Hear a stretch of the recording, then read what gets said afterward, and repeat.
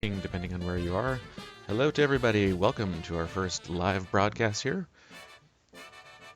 We're here to talk about NoLimits 2 and teach you guys how to use all of the powerful features that we have available. Glad to see that we have a lot of people here to say hi. Do we have some new users that are here today?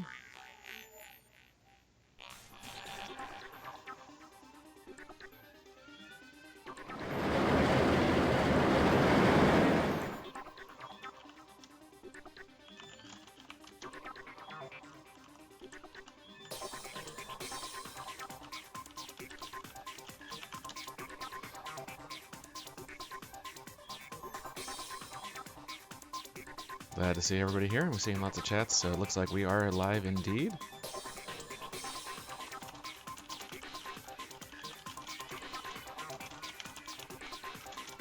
Show of hands from everybody over there.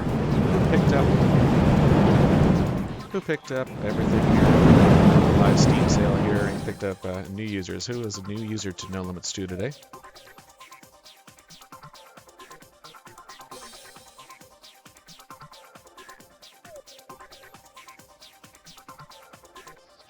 So some of our long-term fans that are hoping I'm going to reveal something interesting for the future. I'm not. Sorry about that. It's not going to be one of those situations. We are actually here just to show some of our new users how to build in NoLimits 2. That is the main purpose of today.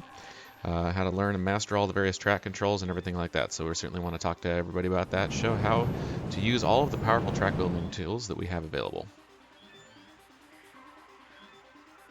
And for our fans that are suddenly unhappy about that, this is exactly what we advertise it as. So even so, we're still going to be taking a look here. So I'm glad to see we have a few new users. You can feel free to follow along if you'd like. A few basic tools and controls that we need to teach everybody how to use are related, of course, to track settings and how we're going to go that.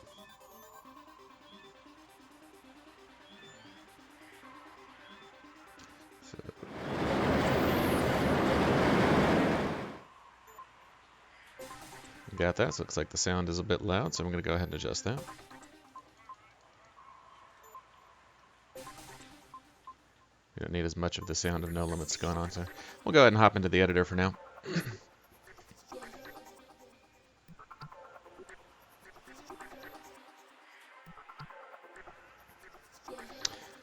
And of course we have Kevin, who's going to be manning the chat today to make sure that we can answer some questions over there.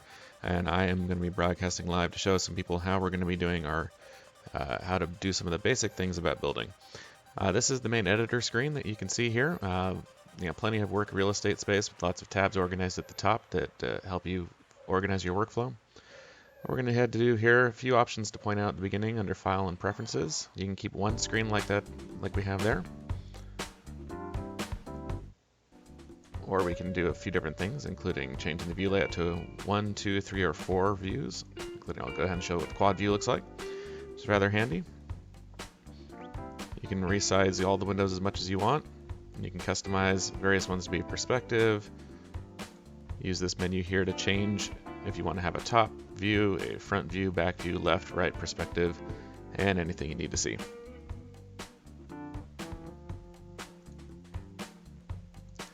So for now, to make things a little bit easier, I'm just going to stick to one view. It'll be a little bit easier to show everybody what's going on. You can also notice that there's a few other options here. We have some snap setting distances, snap angles, grid size preference, change how the mouse wheel is going to work, a number of different key functions. We'll dive further into that stuff a little bit later. For now, though, we want to take a look at the basics of how do we manipulate the track.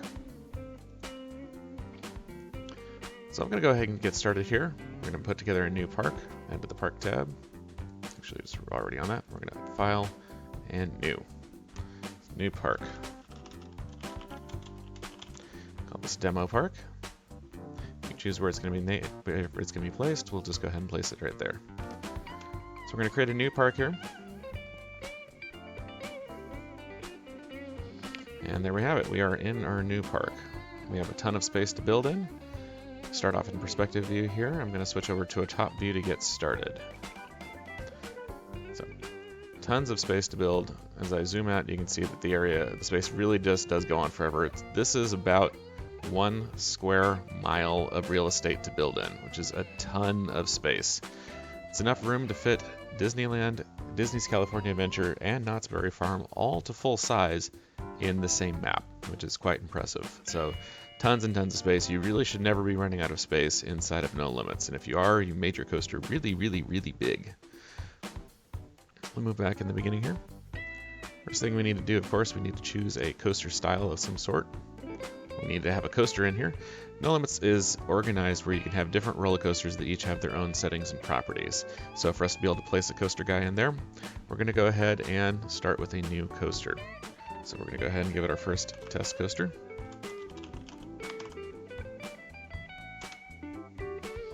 There we are. And now we have controls that are opened up to allow us to actually place a coaster. Coaster properties is probably going to be one of your first stops for where you want to go. You can change the name of the coaster here, add a description. More importantly, you're going to probably want to go through the style menu, where we have a large list of roller coaster styles, all based on real roller coaster styles that really exist in the world. Currently offering 40, I believe it's 40 is the current count of coaster trains that are available on the list. You choose any of these styles that we want to use for various types. Feel free to go with whatever you like. So for now, just to keep things a little bit on the easy side, I actually go with one of our favorites. Actually, a lot of people do like, there's a lot of options here. So I'm going to go over to our rocket coaster. A couple other options you have here. The worn type, this is going to change what the look of the rails are. Go with new, worn, or rusted rails. New rails are going to be nice and shiny. Worn will have a little bit of a wear mark built into it. Rusted will look like it's been there for a really long time and needs some tender loving care. So we'll go with worn for now. The rail type can go with standard or striped. Some manufacturers in real life actually put a stripe on the top, sides, and the bottom where the wheels touch it. There's an actual reason for it. It has to do with having a set friction value, so that no matter what color you paint the track, that particular white stripe has a known friction amount. And because of that, it allows them to have very precise calculations of speed and number and g-forces that would otherwise change depending on the color and type of paint used. So a little bit of useless roller coaster trivia there. In NoLimits, it basically makes it just for aesthetic reasons. We'll just go with standard for now. Now mode is an interesting thing here. A few different interesting options. We have the operation mode, closed circuit, shuttle mode, or scripted. Closed circuit is a normal roller coaster where it's going to just complete full laps. Generally speaking, that's what most roller coasters do. Shuttle mode allows for a single train operation to go backwards and forwards on the same track. So think of your common boomerang, intimate impulse coasters, things of that nature. Scripted is something where you can write your own script to control all the block segments and control how the train moves around the track. That does take some more advanced use, but with that, people have been able to set up switches so that the coaster goes forwards and forwards again, like the Universal Mummy rides and things of that nature. That is more of an advanced feature. For now, we're going to be focusing more on regular coasters here. Spline position. Now, this is one of the most powerful things inside of NoLimits, is the spline position. Roller coasters these days are designed by determining the path that the rider and the train is going to follow, commonly referred to as the heart line. So they shape this exact line, and that's where they perform all the measurements of speed and g-forces and things of that nature. Back in the old days of roller coasters, though, the banking was done around the center of rails. Nowadays, it's done around the heart line. What does this mean? Well, let's go ahead and show you. First, we're going to leave it at center of rails. I'm going to put a section of track down here, just to show everybody what's going on. Let's start that with the start vertex on the left-hand side. So you have to start a new section of track with start vertex. I'll go ahead and put down a section of track right here to here. It's fine. Now, I'm not going to do anything fancier yet with showing the shaping of the track. I just want to get a section of track in there right now for that. Oops, I don't need that yet. Make sure that I have it at a good height. Good. Okay, so you're going to be able to see what we're talking about here. So you can see this white line that is going down the middle of the track, which I'm going to raise this up a little bit, make it a little easier to see. This white line is currently what I'm talking about the spline. As we shape our coaster, we're really just shaping this spline, and we're moving it around to see however we want the path of the ride to take. As we add banking into it, it's going to bank around that spline, but there's a couple of options on how we're going to do that. So just to show everybody what we're talking about here, we are going to go add a roll here because I need the roll. There we go, I need this up for a second. I'll show you what all this stuff is in a little bit, but for now I'm just going to play with this particular endpoint here and twist it around. So I've just banked it around, and you can see that the track is currently banking around this white line right through the center of the rails. And to prove that, I'm going to go ahead and move to track view, and you can see that very much we're right on that line, and it's kind of an odd banking. As the track banks, we're kind of being thrown off to the left-hand side because there's definitely an offset there, which is not really the way that modern coasters do it. This is the way that really old coasters, some of the old wooden coasters do it. This is not the modern way of doing this. So this is one of the most powerful things that NoLimits has the ability to do that no other coaster simulator has the ability, is that what we're going to do instead, and switch back over here to perspective view, and I'm going to go back to my coaster properties, and I'm going to change the mode over to the heartline of the current coaster style. So what this is going to do is it's going to switch over from rolling around the center right between the two, right between the rails there. It's actually going to switch over to a rolling it around the heartline. So watch what happens when I hit OK. Watch what happens to the track. Take a look what happened there. So what happened here is that the spline stayed put. We still have a straight section of track. And I see a number of people are talking about various things about rolls and everything like that. We're going to cover all those fancy features in a little bit. But for now, the point is I'm trying to demonstrate what the heartline feature is. You can see that now the track is sitting below the spline. You see that we have this offset all the way through here. This is now representing the heartline, which is about the middle of the rider's chest, where the riders are going to go through here. We still have the same amount of roll that's being applied to the track with 90 degrees here. But the cool thing is that now that the track is being offset by that heartline amount, it rolls around the spline instead of having twisting right through the middle of it. So as we twist all the way around, you can see that now the track is rolling around the heartline of the riders. This is how the easy way to do all the heartline rolls. This is how all roller coasters are built and designed these days. NoLimits allows you to do this very, very easily, and it's one of the most powerful things that we have there. We're going to cover more about banking and rolling in just a little bit, but there's a few other concepts to show you. So one more time to show you what it looks like when you're actually on the track. See, now it's a completely different thing. We're staying much more in the middle of this particular white line in the middle, right more on top of that spline, and the track is rolling around us. That is the cool stuff that goes on with heartlining. So it's a very important feature. We're going to go ahead and leave that enabled. And I do recommend that you have all of your coasters start off as heartlined. So let's go back to our top view here. We're actually going to get rid of that particular point, and we're going to show you more about track shaping. NoLimits 2 uses a different type of track editor than you may have been used to before, especially if you're coming from games like Roller Coaster Tycoon and other games where they use preset sections of track. NoLimits doesn't quite work that way. We do offer full ability to build in 3D, but with that comes a couple of interesting things to be aware of. We're using B-splines to maneuver and manage our track, which does take a little bit of demonstration to show you how that's going to work. So I'm actually going to switch to a side view here. So now we're looking at it from a side view. Let's make it easier a little bit to show what's going on. I'm going to go ahead. I can't hit add vertex because I don't have any vertexes here. I'm going to hit start vertex again. One. Okay, so with 2 vertices, you can see I have just a straight section of track, right? Watch what happens when I add a third vertice right up here. Okay, so what just happened? Why is the track not going, actually why is the spline, this white line here, why is it not going through this vertice? Well, this is how B-splines work. The idea is that this node is helping to pull and shape the track. The track is not going to always go through these each of the nodes unless you hit a specific option. I'll cover that in just a minute. So instead, the way that the B-splines are working is that we're going to just be using these to push and pull the track around. Each of these points exerts a certain amount of pull. As I drag it, I'm going to drag it away and take a look and see what happens to the track as I slowly pull it further. We'll ignore those green lines for now. We'll turn the combs off. So you can see, as I pull this down, that I'm changing the curvature of the track. I move it closer in between. It moves it back to more of a shallow angle again.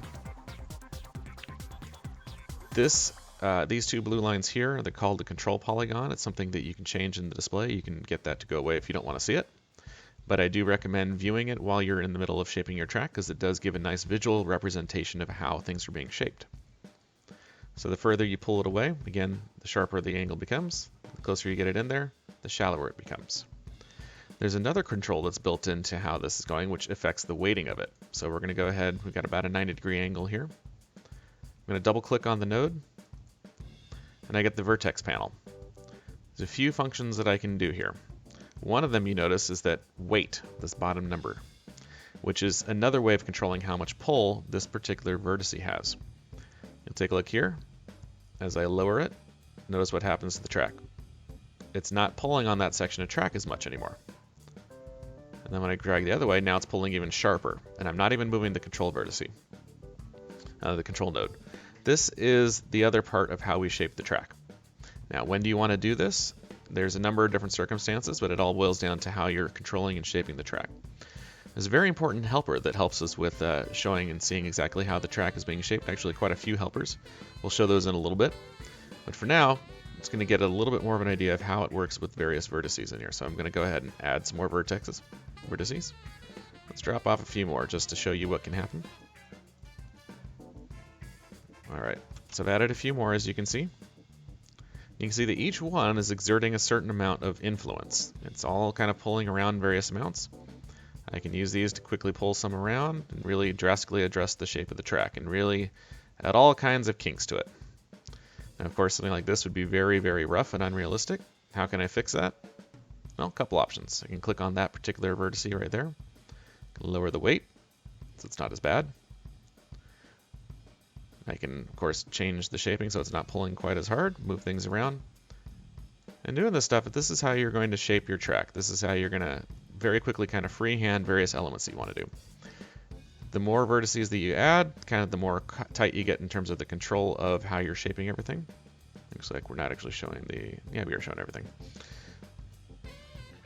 So this is how you're basically going to be shaping your track. Very powerful. Very intuitive. As you see, you just kind of drag it to get whatever basic shape you're looking for. Now, I'm going to introduce you to another handy tool. This is something that is very easy to show you visually the radius of the track. We're only working in 2 dimensions right now, so it's only moving up and down, not side to side. I want to show you guys what this radius is. Like, how do you know whether or not you have smooth track looking at this? How do you know if each of those transition points where it changes from curving down to curving up, how do you know those are all going to be smooth? Well, we have a very handy helper here. We're going to go under where it says none up here. I'm going to change it to the radius comb single. Now what we're showing here is we're showing the radius at all these points of the track. See each of these little sticks sticking up, these orange sticks? That is an visual indicator of the radius of the track at that particular point. Now you can take a look at it. If you mouse over any of these particular combs, you'll actually be able to see what the radius is at that point if you click on it. Actually, I think I have to be in 3D to get it. But you can visually see that, there's not much of a radius right here. It's growing sharper and sharper and sharper, and then it's about at its maximum peak in terms of the radius right there. And here's where you can see where it transitions from above to below. It does look a little rough, especially when you see sudden drastic changes like this. This is not a smooth change right there. And when you see the radius changing rapidly like this, this is also not particularly smooth. There's a number of various bumps. Like here, it's kind of a bit of a one change in radius, but then it gets sharper here, then it's more regular, and then changes again. So a number of things. How do we make it smooth? I saw that question go by. There's a really handy function that can help smooth out your coasters. And we call it the track depumper. So what that's going to do is it will affect the shape of your track, but will also make these various spots much, much smoother. So I'm going to grab a few points here. You can grab any number of vertices that, as long as they are sequential like this. You can grab any number of them. Under the Element tab, you're going to see there's a button here called Depump Vertices. When you hit this Depump Vertices button, take a look what happens. All right, so it smoothed things out. It basically analyzed all of those sections of track, and it worked on it to see what it could do to find the best mix of preserving what you designed in terms of the track shaping, while also smoothing things out so that the radii are not quite as sharp or as high in various areas. And that's how you very quickly can see everything go by. You can see how we change the shape. It's very easy to do. You can keep depumping the vertices again. However, it is going to kind of more flatten out various elements, but you do end up with a quickly shaped, much smoother track. Between that and manually moving all the vertices around is how you very quickly get the shape of whatever track you're trying to build. A lot of very powerful tools like that. So this is the radius tool. It's a very handy tool that does all sorts of cool stuff with it. There's a few other things that we can see here. Actually, it'll make more sense to get one of these. Let me get a drop going at the beginning so we'll have some speed to work off of. So, alright. Now I'm going to show another little handy tool here. This is the speed comb. So when you enable that one, now you get a bunch of green sticks that are pointing out, and these are going to show you the speed as you go along the track. So we don't have any lift hills or anything like that. We're just looking at the initial starting drop. The direction of travel is left to right. How do I know? That's the end point. Over on this side of the track, we have the start point, which is, you can see it's a little arrow that's kind of pointing forward. That way you know which direction the track is going. The speed comb is very handy because you can quickly tell whether or not the coaster is likely to make it through your layout without having to actually go any further in the building. So you can see it starts off at 0, it's quickly gaining speed. The speed comb, the forks all get longer as you go along. Let's see how high we can take this before we run out of speed. I'm getting closer. I'll zoom in so you can see it a little bit better. As I get higher and higher and higher, you can see that those combs are going away to the point where now you see I don't have enough energy to make it over that hill. So again, the speed comb is another very handy tool, very quick way to visualize whether or not you're going to have enough energy to make it through the layout. You'll see right here. And the answer is no, I do not have enough energy to make it. That's great if I'm doing a shuttle coaster that needs to roll back. But if I am not doing a shuttle coaster and I want to actually clear that hill, I know I need to actually bring it back down some. So I did see a question go by, how do you see the stress of the riders? We don't show stress on the track, but we will show the G-forces that the riders are likely to experience. We're going to switch over to the G-force comb. Let's take a look and see what we see there. Okay, so G-force comb takes a little more explanation, but it's also very intuitive to use. When the track is flat and level, like in real life, you're going to have 1 G of force. So here's about 1 G worth of force pointing downward. This is normally what you're going to see. As the track starts changing its shape, I'll go ahead and get the drop back in place. You can see as the track has to pull out of this drop, it's going to apply positive G-force to the riders. And you can see that the comb here changes as it goes along, getting closer to yellow through the bottom there. But this looks like it's a very survivable valley for this particular hill. If I make this steeper, you can see that it's starting to get orange and it's moving on to red. Now it's looking ridiculous. This is now going to really hurt. Actually, it just snapped the other direction. There we go.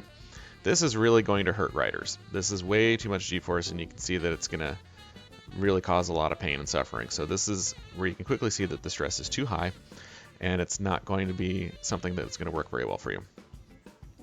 So another good visual tool is G-force comb. So you can see that that's too sharp. I need to make that a little bit nicer. Now this hill over here, you see that the sticks are getting much smaller to the point where they're just about gone. When you look really close here, this is just about weightlessness here.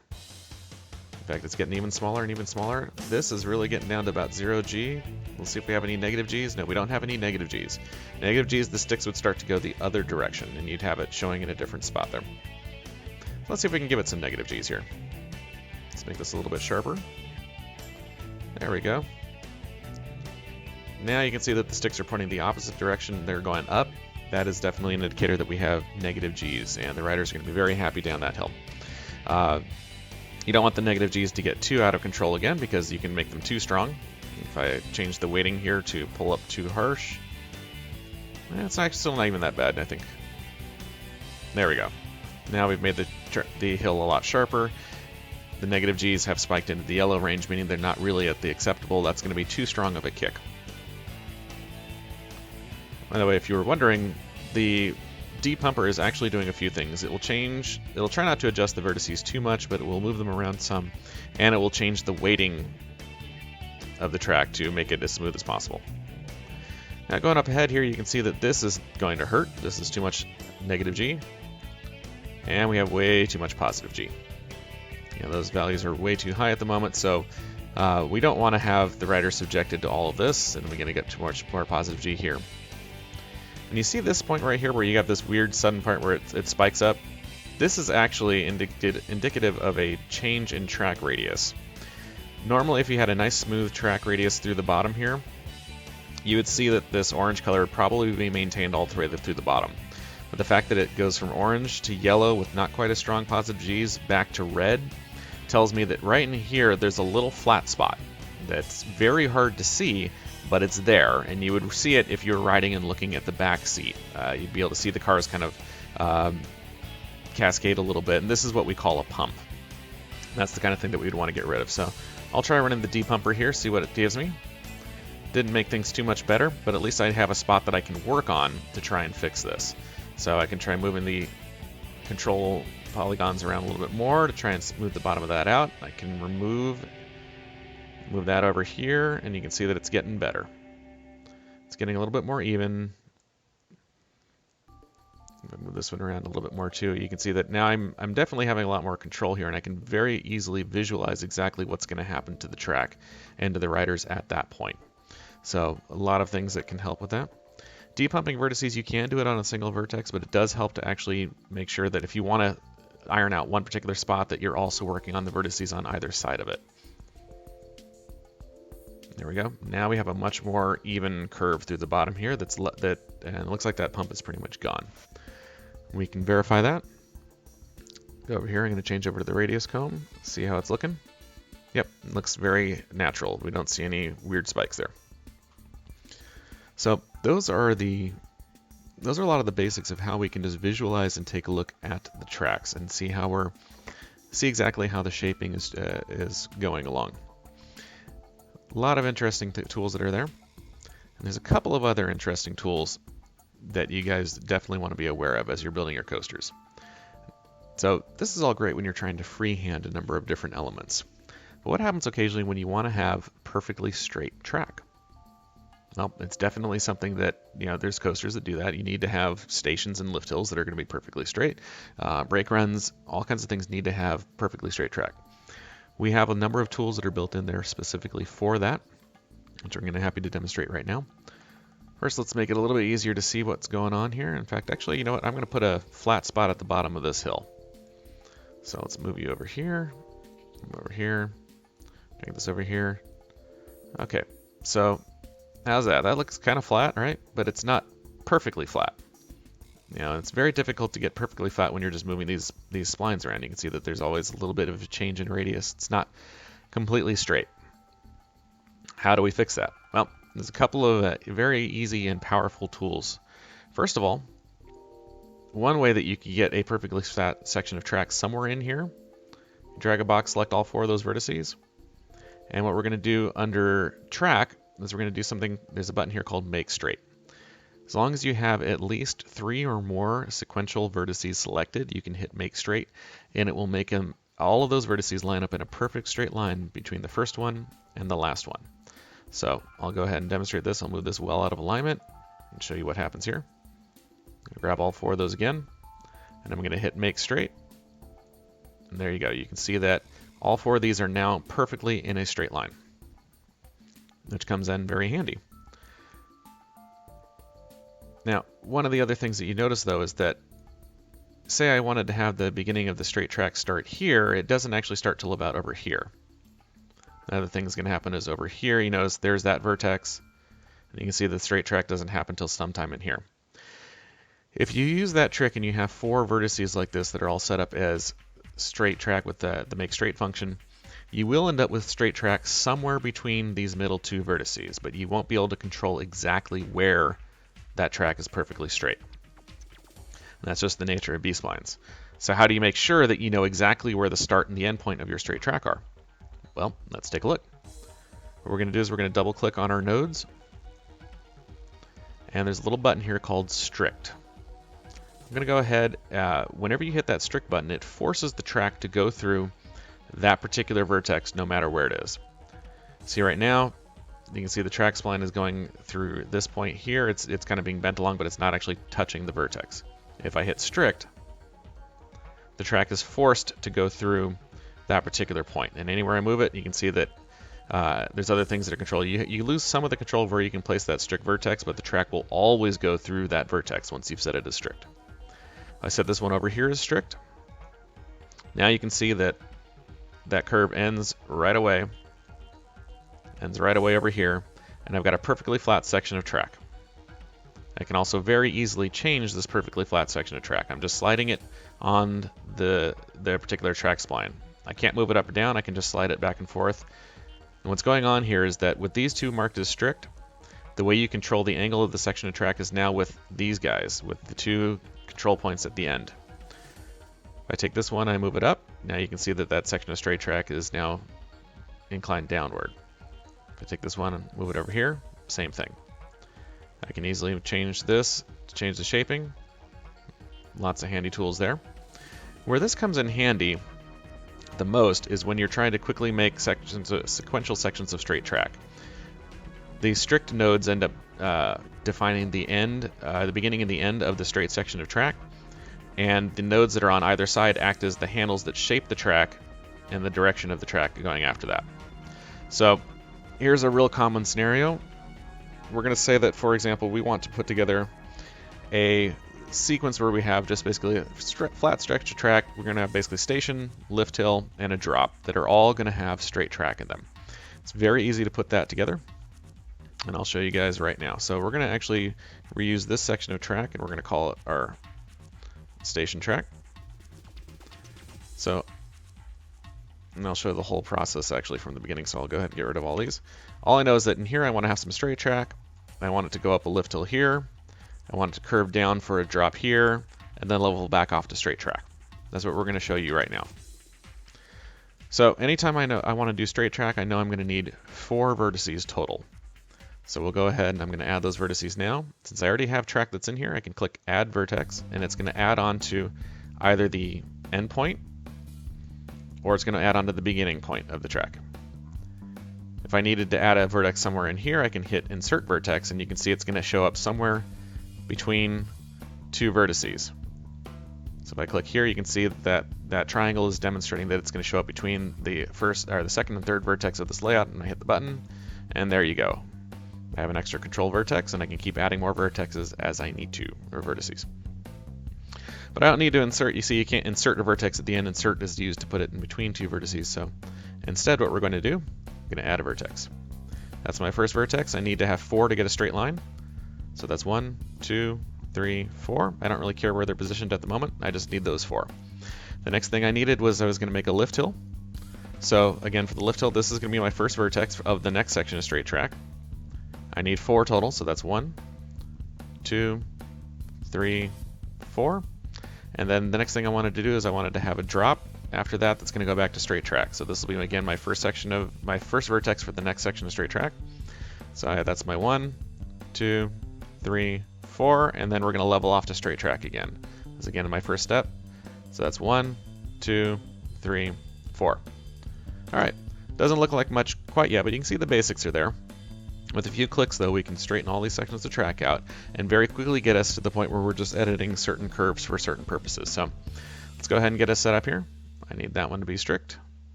This one. This one needs to be able to move. This is the next strict one, so strict. Strict. I want the drop to have strict track. Strict. Strict. And then we're going to go strict again at the bottom. Strict over here. And strict. Okay, so now we're all set in that point. So let's go ahead and start adjusting this. If we're going to make this our lift hill going up, and we're going to put a station in here somewhere, what we need to do is we need to start moving some things around here. So normally when you go from a station to a lift hill, this is a pretty wide curve, all things considered, considering that this is pretty wide. So what we're going to do is I'm just going to go ahead and maneuver these points around a little bit. You can see it's very easy to kind of drag and drop. Using the radius curve that I have there, you can kind of see exactly how that radius is going, so you can get a nice even radius through here. If I move this too close, you can see that the radius starts off gentler, gets sharper, and then ends there. If I move it too far away, then you can see the opposite happens. You line it up right in the middle, and you're in good shape. And actually, I can make that a tighter curve coming up. There you go. Very quick upward curve into the lift hill, because at that point, you know, coasters are not going that fast. I want to make the coaster's lift hill a little bit higher. Right now I'm set to meters. We're looking at about, you can see down here there's numbers here that'll tell you various statistics like height. So right now I'm about 39 meters. That's a pretty good height for a coaster. So this is going to be the top of my lift hill. Again, I want to have a nice even curve for the drop here. So I'm going to adjust this up a bit so we can get us. Now, of course, it doesn't look like it's an even curve. It looks like it's a bit of a sharp kick at the top. That's okay, because we can adjust that by clicking on that node up there. And I'll go back to the node up here, and I'm going to adjust the weight a little bit so that I'm going to flatten that out some. See? Very cool. So now we have a much more even curve over the top of the hill. I'm going to make the drop a little bit steeper this way. Now this is going to be a little bit of a higher G-force area, so I want to actually have it more of a gradual curve out. That looks good. Let's go ahead and check our G-forces right now. Check speed first of all. This is of course getting speed from before, so what I'm going to do to fix that, I'm just going to get rid of the previous part of the coaster. There you go. By the way, NoLimits also features a very easy to use undo system like anything else that has multiple levels of undo. You can even undo deleting an entire coaster and it'll come right back. So if I undo, everything's right back again. But that's okay. I'm going to go ahead and redo the delete. So now we're looking more like how a normal roller coaster starts up.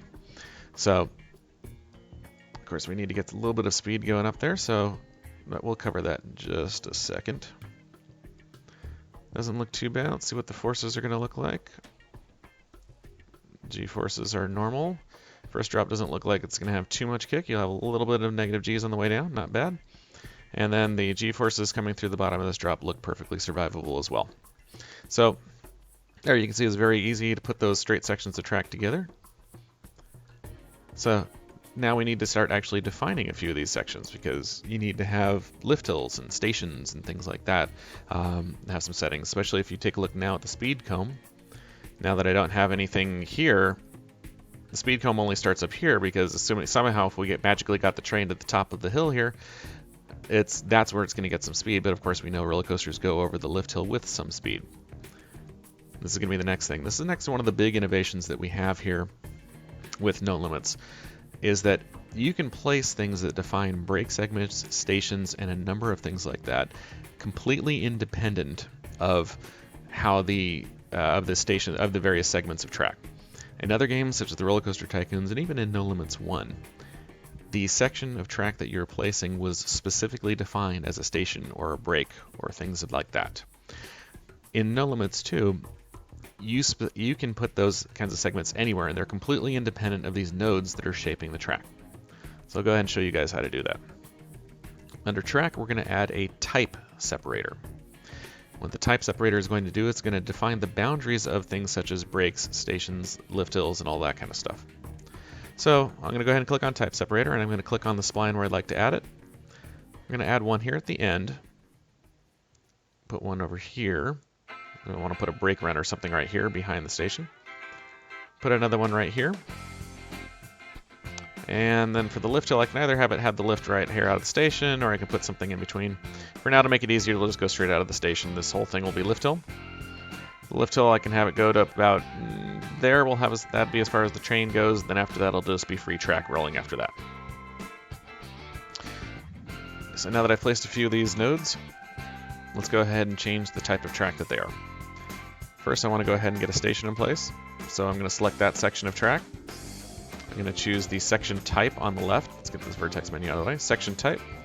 I'm going to choose station. Now that I've chosen it as station, one of the trains that the coaster was set with has now appeared there, and you can see that that's where it's going to start. I can adjust the size of my station here, make it smaller station, larger station. Train's always going to stop somewhere in the middle. That looks good. Before the station, I'm going to want to have a brake of some sort, so we're going to go ahead and put in a brake. We'll cover the difference of block brakes and things like that in just a moment, but for now, we just want to have a brake section in there. This is going to be a lift hill. Section type, again, and then lift.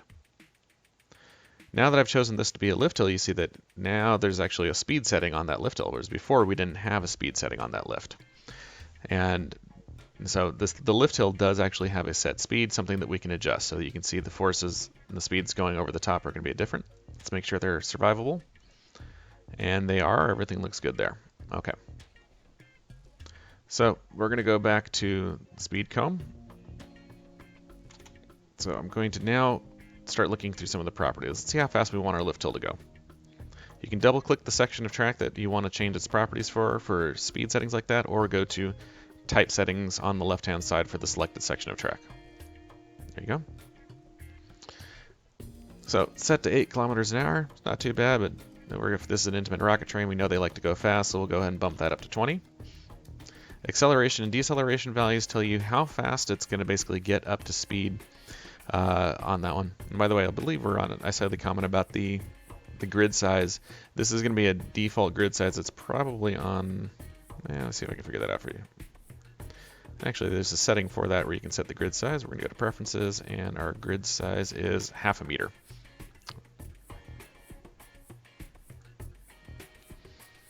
All right, so we're going to go ahead and look at our lift hill settings here. Speed, bring that up to 20. Acceleration is how quickly it will get to that top speed once it is triggered. If it's a higher value, say 2, then it's going to instantaneously pretty much get to that speed and be a very sudden jolt. If you go with what I prefer to go with, something like 0.35, it's a much more gradual increase of speed of g-force. So it's basically applying that much g-force to the train until it hits that final speed. Deceleration is used the opposite. It's going to be applying that amount of force in the opposite direction until the train reaches that speed. It can be used on lift hills to lower the speed pretty quickly down to what you need it to be. If you're simulating things like friction tires, then that might be useful. But generally speaking, on a lift hill, most coasters, when they hit the lift hill, they hit it at full speed and go from there. If something were to shut the lift hill speed down, deceleration will show how quickly or slowly it gets down to 0. So we're going to go ahead. 0.1 is fine for me. You do have an option on this coaster of having either a chain or a friction wheel lift hill. Keep in mind with the friction wheel lift hill, if the lift is too steep or the acceleration value is too low, it may not actually be able to push the coaster up that hill. Chain does not have that problem and will always work. That's again just it's working off of a realistic thing. So realistic setting like in real life. So if you don't have enough force with a friction tire lift hill, it's not going to lift your train up. Motor location will indicate the sound effect for the motor, either if it's going to be at the start, at the end, or do you want it to be completely quiet. We'll go with the start is fine. Has anti-rollback device. That's going to determine whether or not the anti-rollback teeth are drawn on the track or not. It doesn't change the functionality, but it determines whether or not they're actually displayed. And that comes in handy for the dive coaster drop release mode, which when you're building a dive coaster like Griffin, you can set it up so that you can set it up so it does that pause right before the drop. Of course, you want to do it with the chain lift because it looks a little silly with the friction wheel, but the settings will allow it. If we were using a shuttle coaster style or a shuttle coaster scripting setup, you would be able to click the check mark next to shuttle mode gentle second pass release, which is a very complicated way of saying that it would be able to do it would be on the forward pass, so it would lift the train to the top of the track and then drop it backwards, like Boomerang does. So those are some of the settings. I think everything looks good. Now take a look when I hit OK. You're going to see all the green teeth for the speed comb suddenly shoot up because the speed for the lift hill is now much stronger. There you go. And you notice another thing here is that it goes from the station setting at a lower value to the lift hill at a much higher value. And you can see here that ramps up rather quickly. And that's showing the fact that do we leave it at that? That's not too bad of an acceleration value, but it's going to suddenly burst up to that speed. So maybe I'm going to go ahead and give it a 0.15 G so that it's kind of more of a gradual increase of speed. It'll be okay during the simulation. Here in the station, of course, we have a number of different settings that you control for the station segment. You can determine whether or not it's going to have wheels or a few other things. Let's go ahead and bring up the station properties. The station property has a number of different options here. You can choose whether or not the entrance stairs are on the left or the right. You can set this as an unloading station, which means that the trains will come in here, open the harnesses. It will not have queue gates, and then that's pretty much it. They'll open the harness, and then the train will be allowed to proceed forward with the harnesses open. Allows you to set up a second station just for unloading prior to the load portion of it.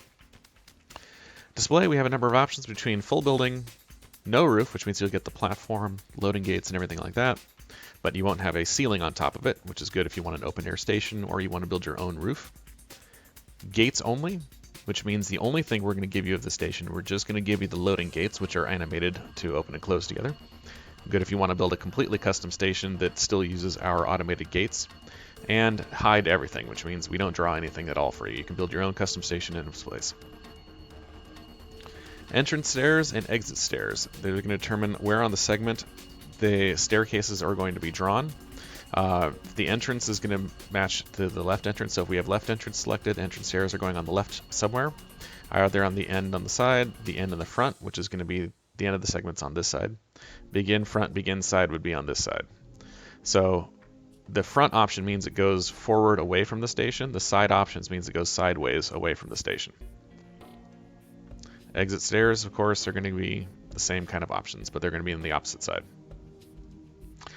Structure color, railings color, and gates color allow you to customize the various aspects of the station that we generate, including the color of the steel beams, the railings inside, and the gate colors there.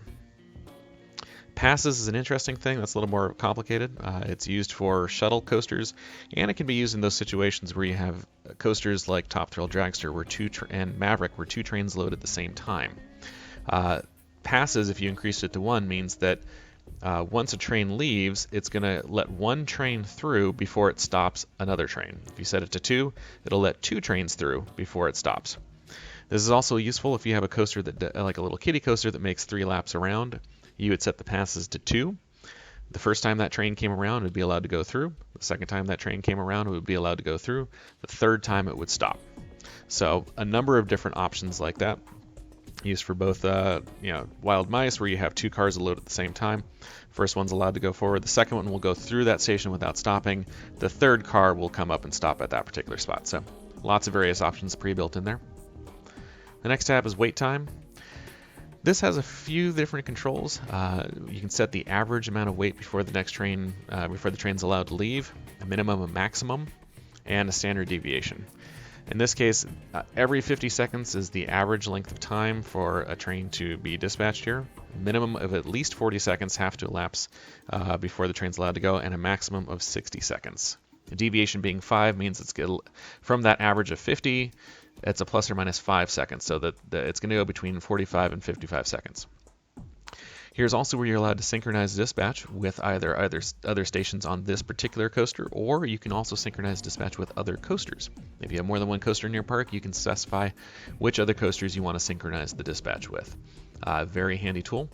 One thing to keep in mind, though, if the maximum wait time is lower than the wait time of the other train, if that maximum wait time is hit before the other train on the other station was ready to go, the maximum wait time wins, and it will go first. Consequently, if you've got a train that was ready to go too soon and there's a minimum wait time that's getting in the way, it will pay attention to those numbers before it tries to dispatch and synchronize. Something to keep in mind if you're setting up a racing coaster or dueling coaster of some sort.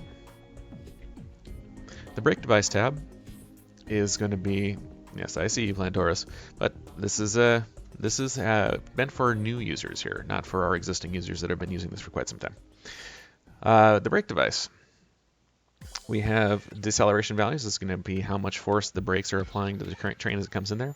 0.8, when you ride it and you're used to it, is a little bit harsh for the brakes in the station. I usually like to lower that down to something a little more gentle, like 0.35. Choose between a friction brake, magnetic brake, or completely hide the brake device. Hiding the brake device, of course, is useful for a number of different things if you're doing your own custom thing, but you still want the train to slow as if there's a brake there.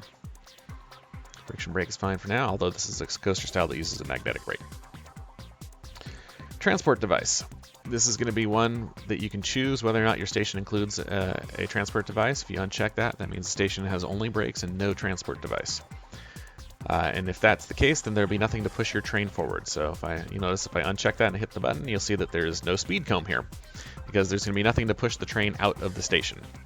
I would need to rely on some gravity to do that, like this, and then then the train would roll forward on its own.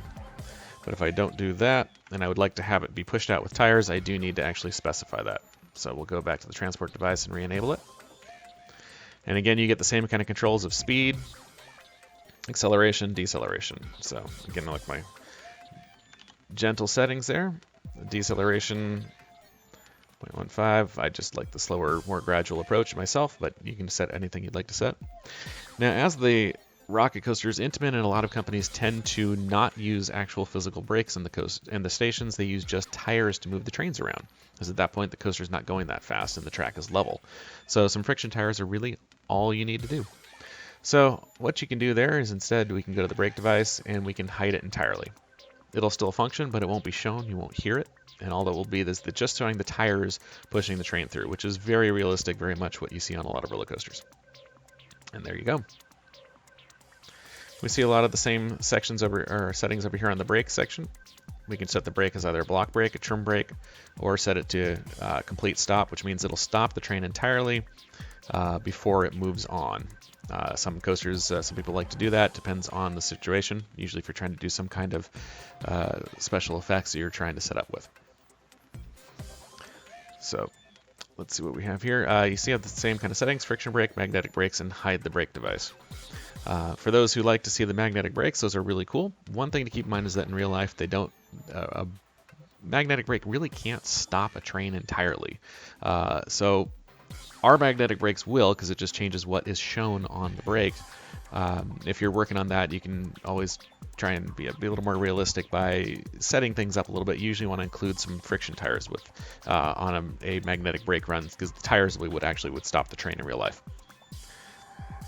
Transport devices, by default on block brakes, are not there. You have to enable them, and then you get your options of friction wheels, linear motors for magnets, or hide it, so that it'll still move, but it's hidden.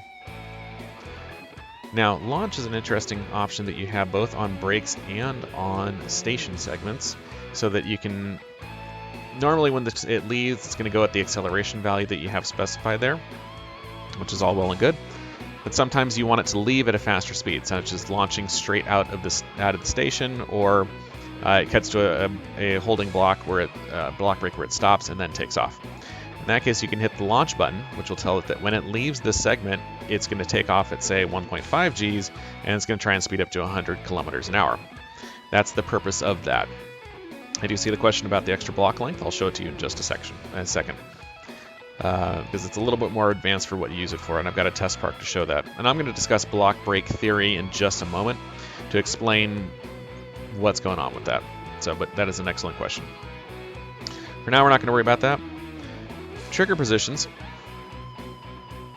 Trigger position is going to determine where it's going to affect the train. So we can either go with usually most brakes it's going to default to the first car by default, and at the beginning. So that means that as soon as the car touches that segment, it's already starting to be affected by the brake settings. If you went with the option to move it further down, that means as soon as the first car got this percentage into the whole segment, that's when the brake would start to hit it. Same thing further down here. This means it's going to be closer to the end. You can also go with the middle car. So if you wanted to have the middle car, it's when the middle of the car hits this particular part of the slider is going to be where the brakes come in. A bit more advanced. Most times it's just fine to go with the first car at the beginning. And in some cases, if you need to get it centered on the section, there you go. That's how you get it there.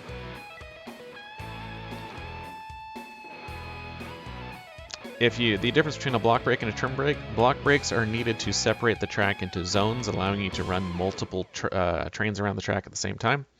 Trim brakes will only work to slow the train down, but they will work to slow and stop the train, but they're not going to break the track into different zones. So you use the trim brakes only in certain times like that. It's not going to allow you to set up different blocks.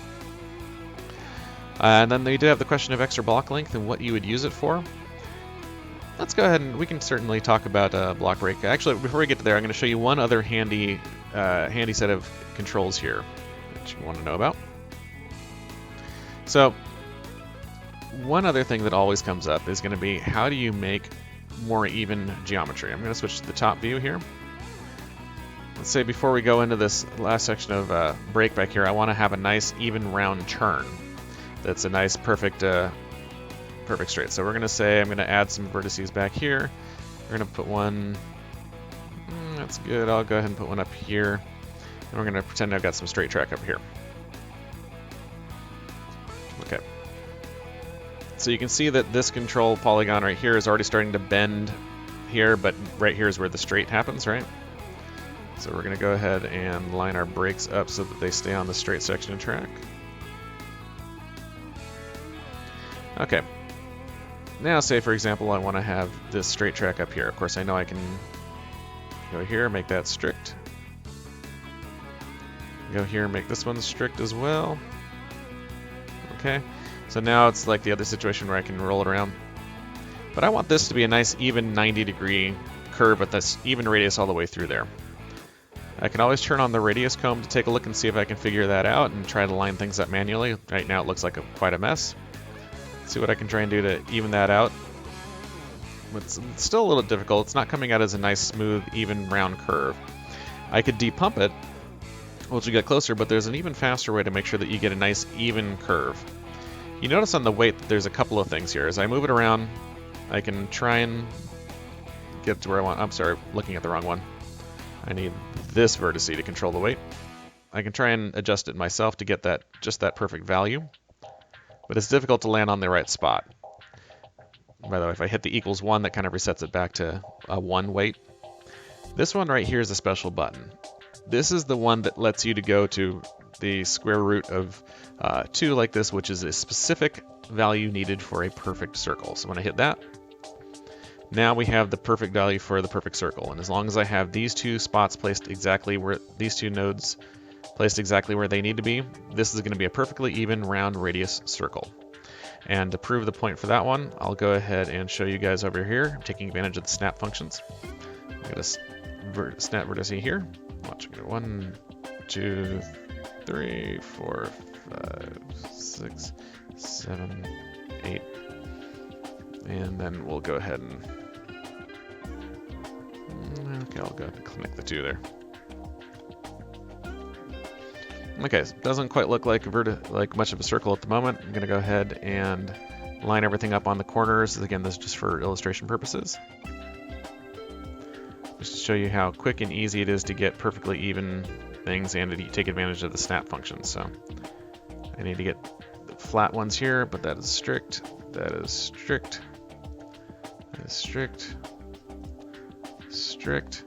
And then when I go ahead and hit the corners and make them, let's go 2, 2, 2,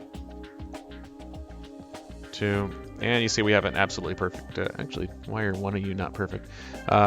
We have a perfect curve. Something's going on over here because it's where the track is joined together. That's why it's messing up a little bit. Oh, nope, it's badly placed. That was on me. There you go. So now that I have all the points placed where they need to be, snapped into the square, you see I have a perfect circle. So that tool is a very, very handy tool to go in there. And you asked, how do I do it? 45-degree circular arc. Pretty similar. Open that up again. Same basic idea that can be used for that one if I want to get 45 degrees. Because that still is needed for the perfect 45-degree angle. It just takes a little more configuring to get it in the direction you need. So insert a vertex over here. Nope, sorry. And add a vertex in the back. So the fact that it's a little misshapen means that I don't have it in the right spot yet. So that's about the 45 degrees there, and looks like I need to move it in closer. So this is for 45 degrees. Again, it's because I don't have it placed just right. And if I got it placed right, I'd be able to get a perfect 45. Oh, that's why. Not you. You need to be, you are that. Okay. So that's how you'd be able to get it in there. And it looks like with that one, it's going to be a little bit messed up. So that's okay. Make can always adjust that. I can always run it through the depumper and depump.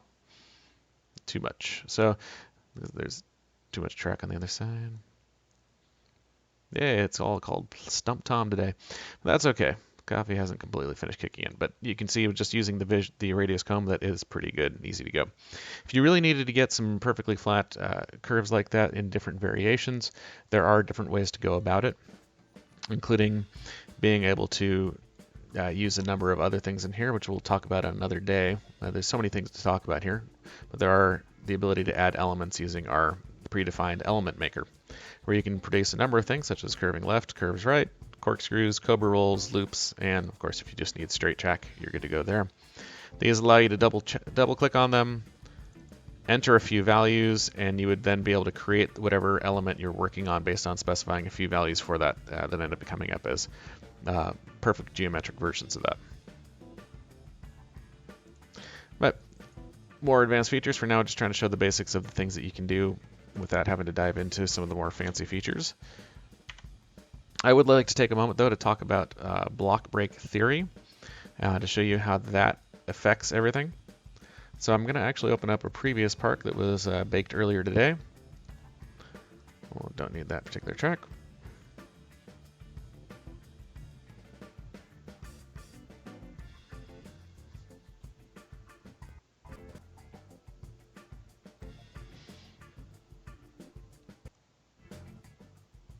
Just waiting for it to load up here, and it has.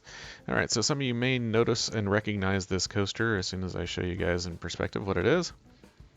So who's the first person to call it out?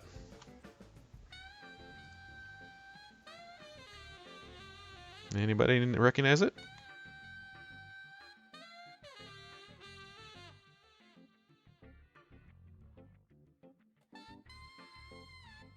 You guys are slow today. There it is. First person. Chris Amatic wins 5 points. Actually, I'm sorry. That would be Codemaster got there first. Chats came in real quick, but yes. Yes, Codemaster. It is California Scree Pound Imin. Yes, it is California Screamin'. In fact here, but it works out as an excellent demonstration of a number of NoLimits 2's properties, including block break theory. Block breaks are very, very important in any roller coaster. The idea is that block breaks divide your roller coaster into sections that separate it though, so that you have only one roller coaster allowed on one section of track at a time. A block is a section of track that ends with some kind of a device that can stop the train in case of an emergency. Only one coaster can be on one block at a time. And a coaster is not allowed to proceed into the next section of track unless the block is empty and there is a device at the end of that section of track that can stop the train. This becomes very important, especially I see a lot of people when they're testing their coaster for the first time, they're wondering why the train stops at the top of the lift hill. Because so far all they had built, like we did earlier, was a lift hill and some sections of drops and track and everything that ends just into space. They're hoping to just run a train off the end of the track like that. The problem is that NoLimits is not going to let you do that because for safety reasons it needs to have a block to send that train to. Otherwise the train will not go over the top of the lift hill. The way to get around that is to add a block break at the end so that there is a section of brakes at the end of your test section of track that can stop the train. To demonstrate California Screamin' here, I've already divided the track into a number of blocks and I've used some color coding to indicate where they are. We've got two different stations. We're using a track switch here, which is another one of the functions that's already built in. California Screamin' does have all of these blocks that you can see. There's a holding brake before the launch. The yellow track here is the actual spot where it stops and waits to start its launch. We then have the launch track that leads up into a normal section of track here and beyond, leading up to the first block break. Now this first block break means that until this orange train that's over here, until this train has gone over this entire section of track and through this break, another train will not be allowed to launch. After the train passes through here, it heads over to the lift hill section right here. When this first train is on that section of track, another train would be allowed to launch, but it would not be allowed to pass this break until the first train ahead of it has gone up and over the lift hill and is in the pink section of track. Lift hills are special brakes, are special block sections that, unlike normal block brakes, the train can stop anywhere along them and they're still kind of being transported along them. So a train can be on this particular block. The block's occupied as it's moving up to the top, and it'll stop before the top if the next section is not free. When the first train crosses over into the pink track here completely and the entire lift hill is open, the second train would be allowed through this break. Second train could be traveling through this section of track here, but it will stop on that break if the other train ahead of it is still on the lift hill. The first train heads through the pink track in through the loop. It has to completely clear this break before the next train would be allowed up and over the lift hill. And you can see it kind of cascades like that. If ever the track ahead is not clear, or the stopping device of the brake and lift hill is not completely clear, the brakes will close or the lift will stop and will not allow the train to proceed until it has been cleared. So let's go ahead and take a look and see what's going on. Some people I saw that were asking a little bit, and no, you can't have my recreation, it's very bad. Some people were asking about what do you do with the extra block length? What is the actual purpose of that? I'm going to go into display here, and we're actually going to show, I'm going to go into the radius column, we're going to show the blocks here. So now we're actually displaying, and I got to put it into the editor mode here, so I got to unfreeze the coaster. So now you can actually see the blocks are delimited by the color on the splines here. You can see exactly they line up. Like here's this break. At the end of that, now you have the next color. Oops, sorry about that quick flip there. Okay, now if you notice here, this break section ends right here, but the color that's on top of it, unlike this section here, you see the pink lands up and then stops here. This section of blue should stop at the end of the block break, but it doesn't. It keeps going on further. And if you notice, that particular shade of blue goes all the way up and over the hill to here, where it then turns green, showing that this green is leading up to the end of that particular brake run. It's kind of hard to see against the grass. Everybody see that? What this is, that is the question of the extra block length. I'm going to make an adjustment here. You can kind of see that it's ending right about over there right now. I'm going to take the extra block length and I'm going to drop it down to, say, 30. Now you see that that blue line ends here. What does this mean? The extra block length is used to tell the system that consider this brake still to be occupied until the train hits this point. And I can configure where that point is. So it was at about 152 before. So now it's up further back over the hill. Why is this important? Without that, as soon as this train launches and clears this point at the end of the brakes, the train that's sitting here behind it would immediately be allowed to move on to this section of brakes. On a real-life roller coaster that launches like this, there's always the possibility of an emergency stop or a power outage or something like that happening where the train would fail to clear the highest point after the launch.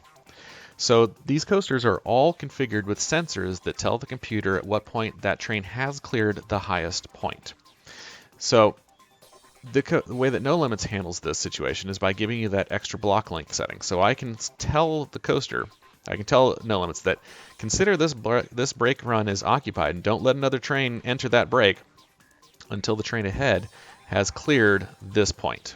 Then and only then can you consider this brake open and allow a train to enter it. So very useful when you're creating other things like top thrill dragster or something that launches up over a top hat, where you don't want to have the next train enter that launch ready position until the train ahead has cleared that high point. Good question. It's not actually an automatic setting. It's something you have to set manually. And the reason for that is that because it's such a freeform editor, we have no idea exactly where that next highest point is for the coaster. So you do actually need to set it. Like if I change the number here, I'm going to, it's 152 now. If I put it as 60, you can see that it's somewhere in the middle of here. This isn't good enough. It needs to be, for this particular design, it has to be over there. Now I could set it all the way to this point and beyond. I could put it wherever I want it.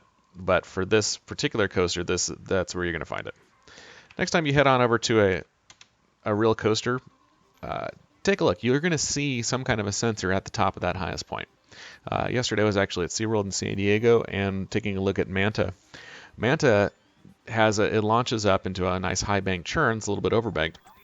And if you look closely at it, you're going to see there's a couple of sensors on the track past the apex of that highest point that tell the computer that it's safe to let another train dispatch or another train enter the holding spot to launch. So these sensors are all over the place, and just take a look at them when you're going to go there. Does the block length measure from the front of the back train? Good question. It measures from the back. So when the entire train passes that point, that's when it's going to happen. So just to further illustrate this, I'm going to drop off a style setting node here, something else I didn't show you guys too much earlier. Style setting, I'm going to add a style separator. I'm going to put it right there. Okay, so what the style settings allow you to do is to change what the style of the track looks like at any particular point. You can see right here, this is where you're going to get controls to do things like change between spline types of 2-tube, 3-tube, 4-tube track, things like that.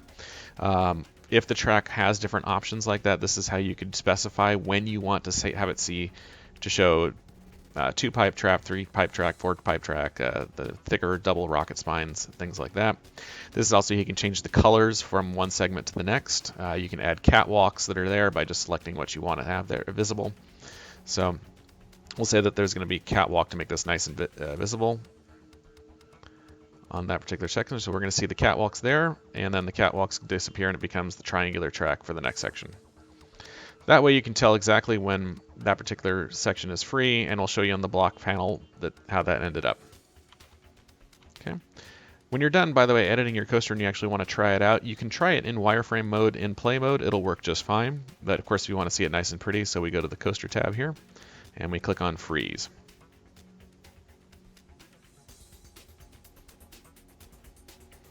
And freeze is going to lock it from editing, and it's going to process the track and get all the pretty effects in there, get the trains in there, and show you everything it needs to show. So there you go. So we'll go ahead and save our work here. Now you can see that exactly how this is being demonstrated with that particular section of track. And we will go ahead and enter into play mode.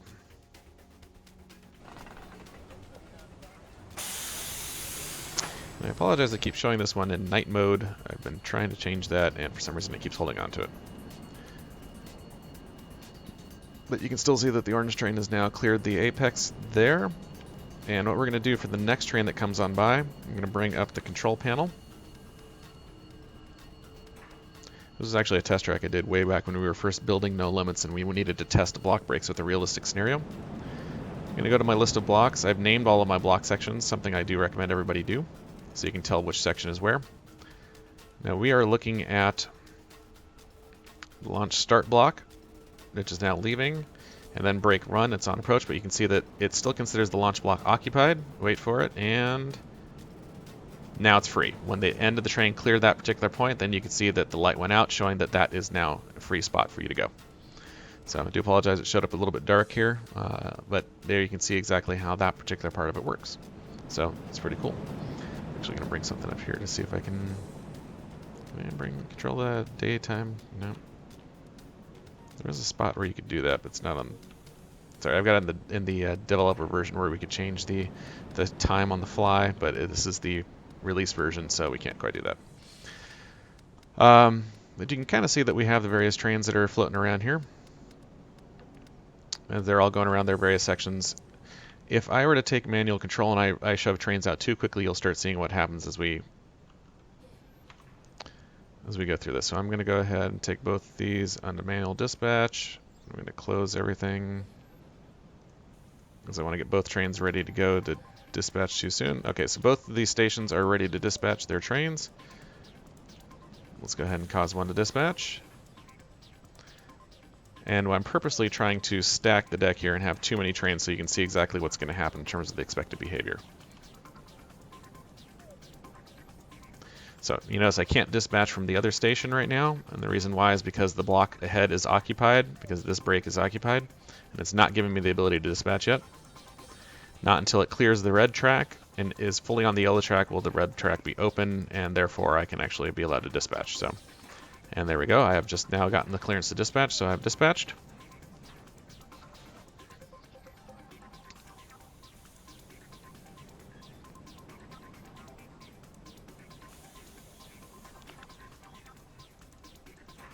And I'm going to try and get this one to dispatch as well on Station B.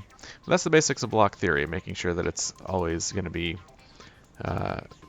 taken care of like that. So give it just a few moments here.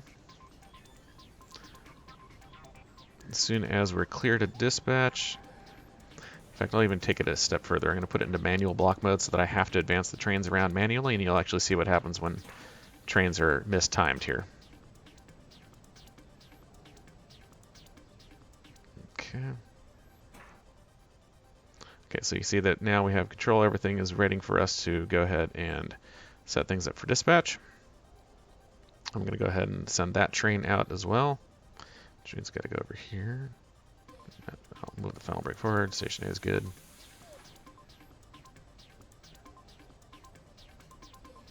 Okay, so we're purposely overdoing it here to make sure that it's going to have a problem. You're going to see each of these ones are going to be stacking up, cascading. We've got a train stopped at the top of the lift hill, just to show you how the block brakes are important. Okay, so once all the trains have stopped moving, I'm going to go ahead and advance the one behind the station. Should be ready to go.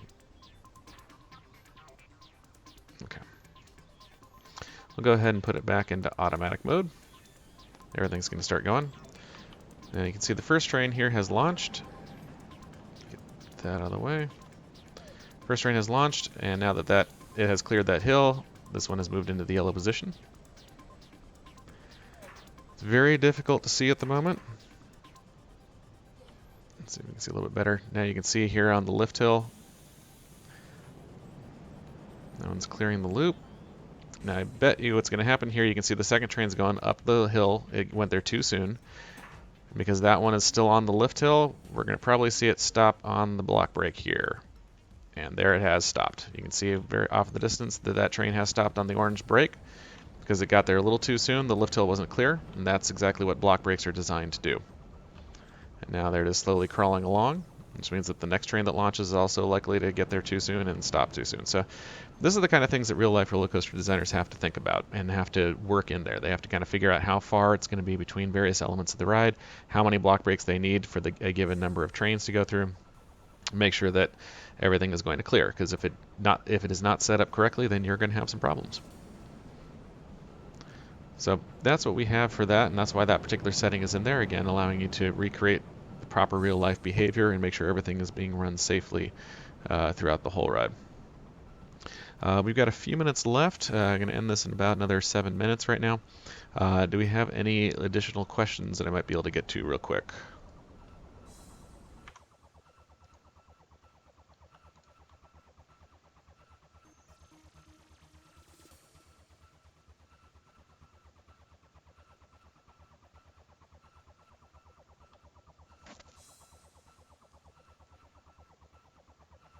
Let's take a look in the chat to see if we have additional questions.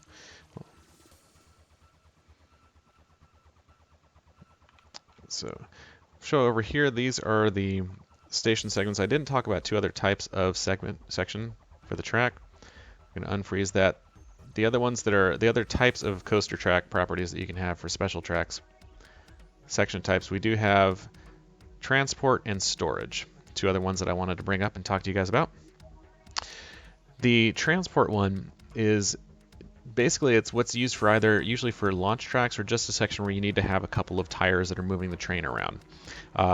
And all they do is just move trains through. They don't try to stop trains. They just basically give the train a small boost and control and send it speed through. I have a couple hidden in the transfer section here just to make sure the trains move through to emulate the real life ride. This one's cheating because it's on a curve, but it still works and functions and does its purpose for that. The launches are typically accomplished with a transport section, usually a brake followed by a transport, just to make sure you can stop that train in case of a rollback, things like that. That's the purpose of that. The last section type that we have, you see we have them back here, we have storage tracks. Storage tracks are interesting, that they act mostly like a brake, but they do not count in the same way that the regular blocks do for the way that the block system works. The system will ignore storage tracks on there. So if you have a switch track that leads to, in one direction, your coaster and the other direction to storage, the system will automatically ignore the storage track and it will never route trains there. The only time you can route a train there is when you put it into manual mode and then you're manually adjusting and moving trains over to it. So that's the purpose of storage. Any trains over there also are not part of the main layout. They're just, again, a nice visual place to put your spare trains and have them off to the sides. So it's a pretty cool thing there. Let's see, we have a couple questions in here. Let's see. Will new elements be added in the future, like dive loop or Immelman? You can actually create your own elements in there and save them and share them. That ability has been there the whole time. It does take a little bit of math knowledge to put it together, but don't see why not, why we can't add some more in there. I know a lot of people are asking, making special requests in there. Believe me, everything you're asking for has already been put on our wish lists and our ideas for future releases. No new information on any of that. So again, this is not going to be used to demonstrate and give you guys some new stuff.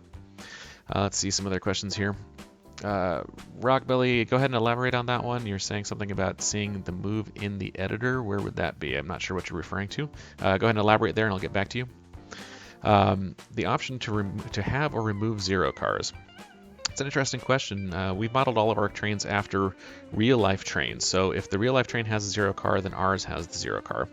Now, if the zero car is modeled after whatever the most generic version of that zero car is going to be. If there's a special version of it that's been themed for a particular coaster style, we try to find the more generic version of a zero car for that purpose. The Gravity Group and their Timberliner trains have been putting some really interesting ones out there lately that have some all sorts of cool stuff going on, but we went with the basic one on there. So let's see, what else do we have here? So if you're really going to give us 1,000 million, if you're really going to give us 100 billion pounds, then yeah, we can put a drop track together. As soon as your payment clears, we'll get right to work on that.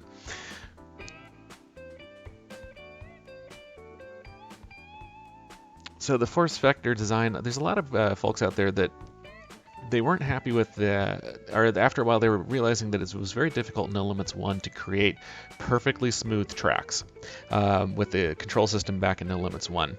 So they created a way to specify through calculations exactly how they wanted to shape their track, and they called a couple folks, Alt Lenny, who is here, created force vector design. So you could actually influence the track by specifying forces and come up with a perfectly smooth track. Very amazing, powerful tool.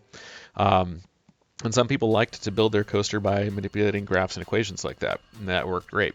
I'm of the type that I like to build by hand. I like to just see visual representations of what's going on and just drag it around and get a feel for it as if I'm playing with it literally by hand.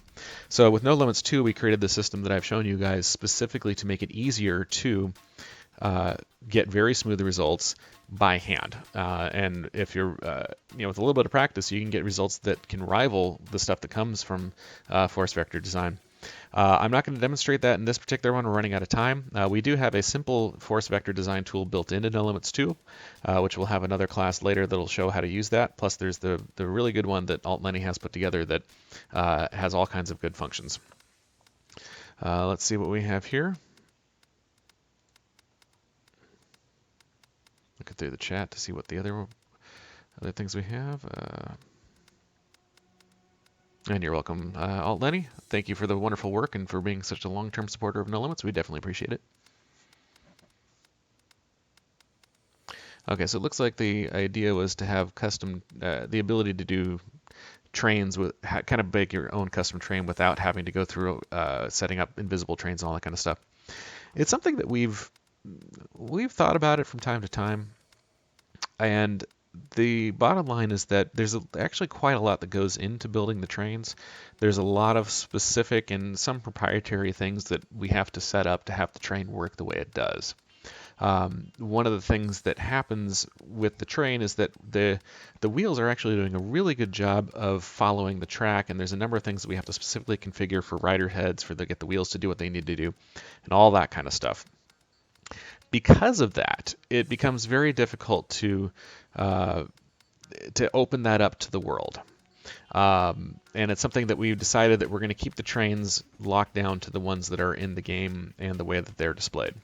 That said, we are still talking about some other ideas right now. It's not as much of a focus. You guys have done, for the folks that are really interested in putting their own custom trains in there, they've figured out ways to do it, and they're happy to share their methods, and they've come up with some really nice stuff. But however, we're going to keep it, the trains locked in to the point for what they need. Let's see. So being asked about upgrading NoLimits 2 through Steam. The Steam version does allow all the Pro features as well. You just need the Pro license, which you buy directly from us versus through Steam. You upgrade it the same way by going to the, I believe it's in Help and, I'm sorry, it's on Info and then About. And in there is where you can enter the license key. So if you have a valid Pro license installed already, or you enter a valid Pro license there, you'll get all the same professional features. Okay, Nemesis Rider's asking, are we considering people? That is something that it's been requested, and we're certainly discussing and figuring out how to do it. We need to make sure we do it right, make sure that the people kind of look and behave naturally. They're not doing the same repeating animations that make no sense in context, that they match kind of the rest of the look and feel. It is certainly something that we are considering. It's a pretty big project when you think about it, though, because right now all of the restraints are built in such a way that they completely close as if there's no person in the seat. So it's going to take a lot of work to adjust all the geometry and the way that we handle the harness animation to allow for a human to be in there. Plus we have to figure about getting them in, getting them out, getting them to walk around, getting them to react, and all the different coaster seat shapes. It is a rather large project, but it is definitely something we have been looking at as a very strong thing to go forward. So various things there going on. Will there be water coasters? That is something that can be simulated now with various Splash scripts that are out there. There's a lot of cool things that can be done. If you're looking for things like log flumes and stuff like that, again, the list of things that we'd like to do is that everybody would like us to do is 8 miles long and growing all the time. We are a small team, and we have to dedicate our resources as much as we can. But we're going to see what we can do for all these various stuff here. Will there be a path system to make paths? Again, it's on our list of things that we're considering. Comes down to time and resources to get everything in place and to see what's going to make the most sense for how we need to go forward. So if you notice, I can never give you guys definitive answers for what's coming out next. That's always the way we work. We always show you guys what we're going to have next once it's ready to go and finished. Because until then, things can and do change quite a bit, and we don't want to talk about something that like, hey, we're working on this, and then suddenly, oh, we've stopped working on that because we ran into problems. Now we're working on this. Rather than go through all that and have you guys get excited about one thing that then doesn't happen, we just work on what we work on, and then we show it to you once we're done and we're ready and we're proud of it.